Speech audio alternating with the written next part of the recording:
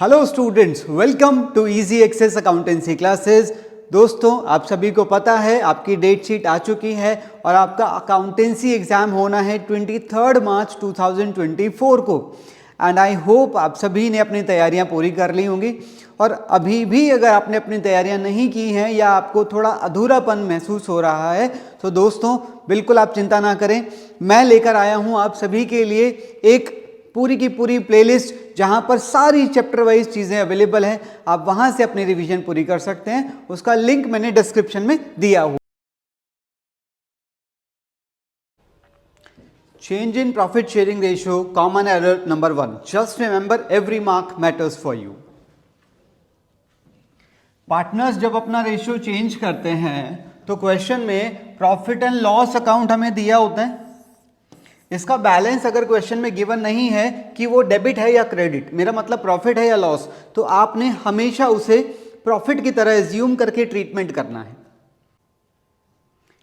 Change in profit sharing ratio, common error number 2। Just remember every mark matters for you. देखिए इधर, partners जब अपना ratio change करते हैं तो एसेट्स में कुछ वैल्यूज में चेंज आ रहा है। अगर क्वेश्चन हमें साफ बोल रहा है कि revise values are to be shown in the books, in this case evaluation account will be prepared.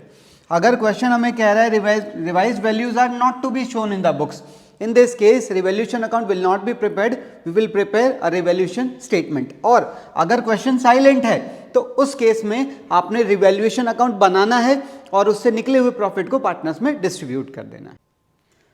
Change in profit sharing ratio, common error number 3। Just remember every mark matters for you.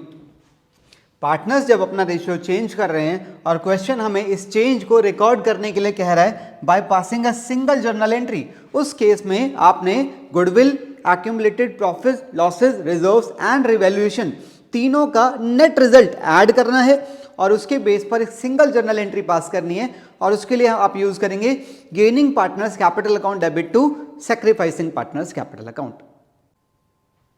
Change in profit sharing ratio, common error number 4। Just remember every mark matters for you.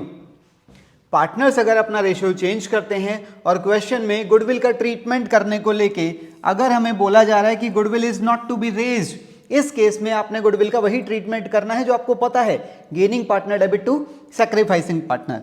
अगर question कह रहा है goodwill is to be adjusted तो भी treatment same रहेगा। और अगर question silent भी है तो भी ट्रीटमेंट सेम ही रहेगा। Goodwill is never to be raised and written of.